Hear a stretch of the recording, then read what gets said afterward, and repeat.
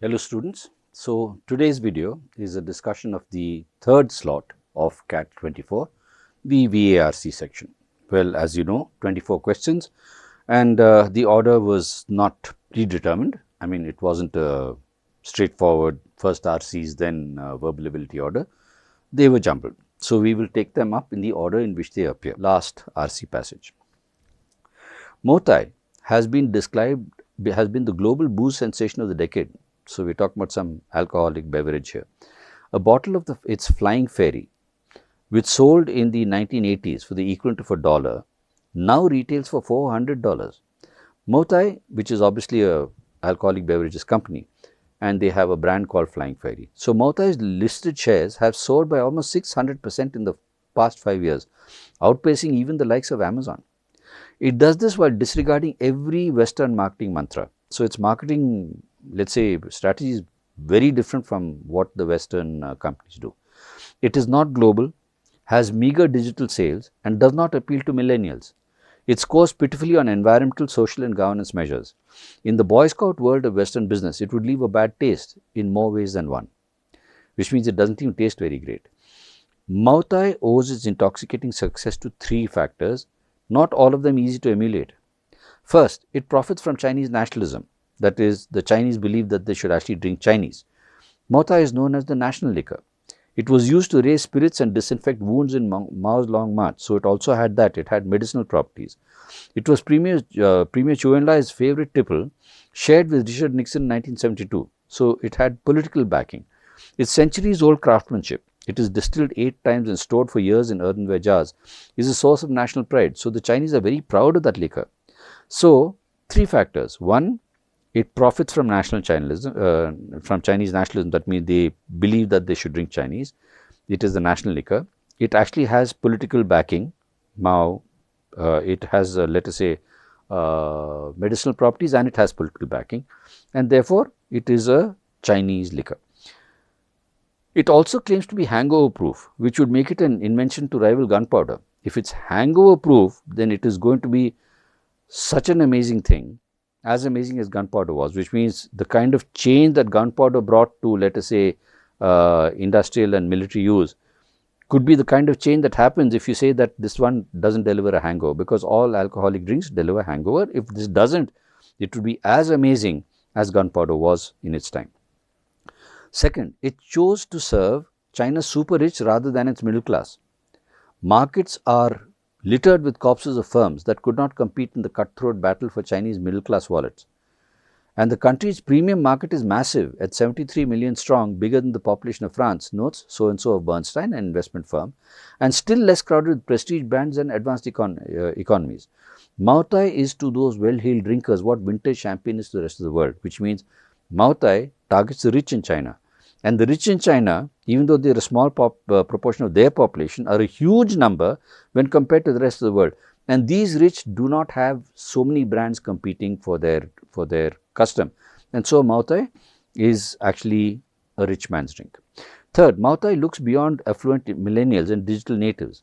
The elderly and the middle-aged, it found, can be just as lucrative. So it's not about the young lot. They actually look at the elderly and the middle-aged and they find that they would buy. Its biggest market now is male drinkers in their mid-30s.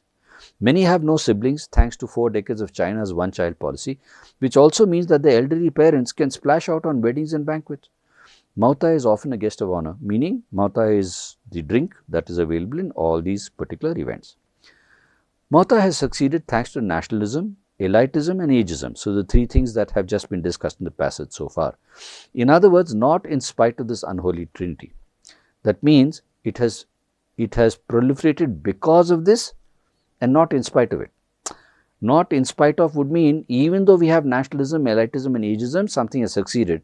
This one has succeeded because of those. Okay. But it faces risks. The government is its largest shareholder and a meddlesome one. It appears to want prices to remain stable. Exorbitantly priced booze is at odds with its professed socialist ideals. Yet minority investors, including many foreign funds, lament that Motai's wholesale price is a third of what it sells for in shops. Raising it could boost the company's profits further. Instead, in what some see as a travesty of corporate governance, its majority owner, namely the government, has plans to set up its own sales channel.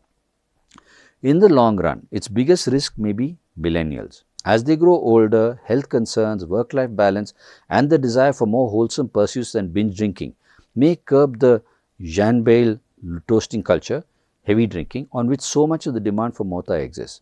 For the time being though, the party goes on, which means until that happens, Mautai is going to continue to make great profit. In the context of the passage, it is most likely that the author refers to Mautai's marketing strategy as the unholy trinity because you would normally expect those things to curb a market or to curb, let us say, a company's business, but this one doesn't.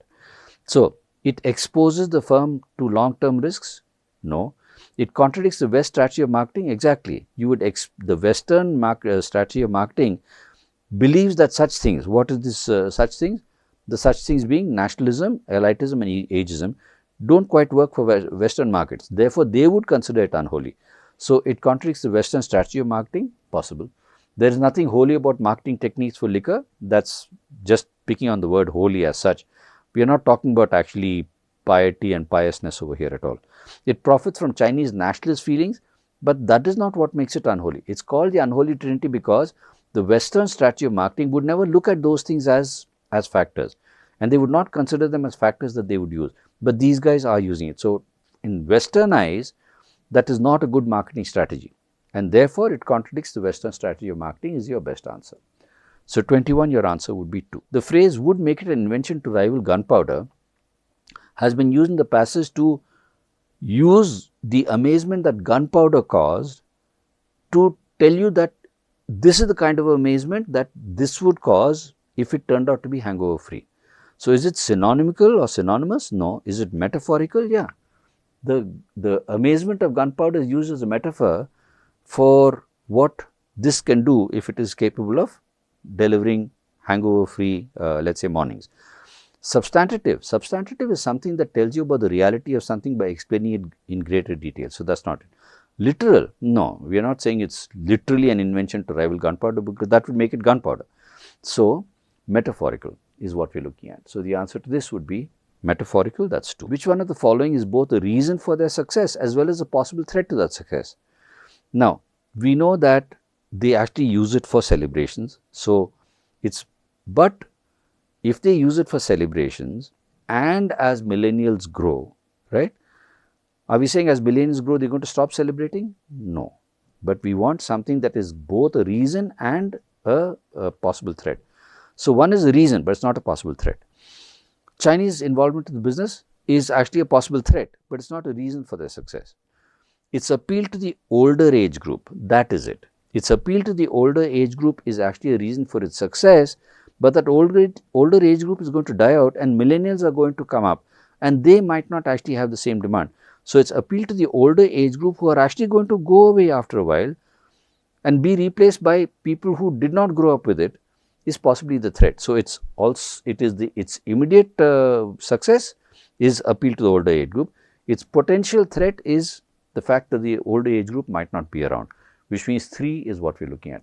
Its appeal to the rich, no, there will be rich, going forward in future as well. But because of the fact that it appeals to the older, now when the older go away and the current young become old, they might not really have the same kind of demand. So, 3 is both reason for its success and potential threat. So, 3 is your answer to this one. Okay. In the context of the passage, we can infer that to succeed in the liquor industry in China, a marketing firm must consider all the following factors affecting Chinese liquor market except, and we have 3 factors. You have nationalism, you have elitism and you have political support. So, there are few competitors to meet the demand, so they have to consider all the factors. There are few competitors to meet the demands of high-end liquor consumers? Exactly. That means the rich, there is a huge number of rich there, but there aren't as many demands, as many suppliers as meet the demand. So, there are few competitors. So, yes, that you consider that as a factor, right. We are looking at an exception though.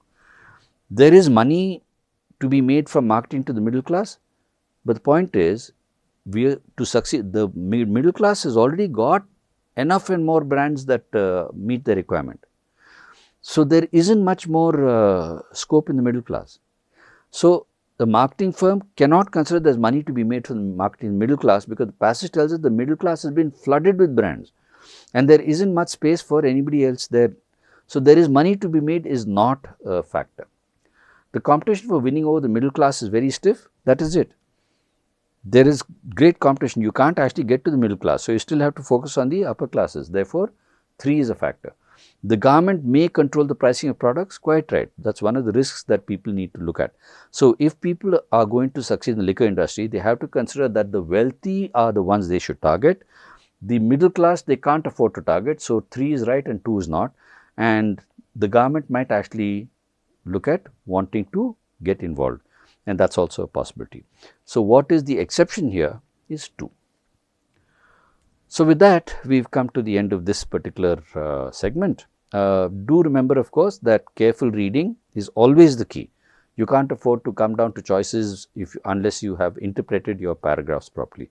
So, read, think about paragraphs, assess the ideas that they carry, work out flow, and then come down to answers. So, that would be a much better way of, that would be a good way of doing it. And for preparation, of course, reading is your best preparation. Along with everything else that you do, please ensure that you read, expand your vocabulary, your ability with sentences and flow, and then you will find these things much easier to do. So, thank you and all the best.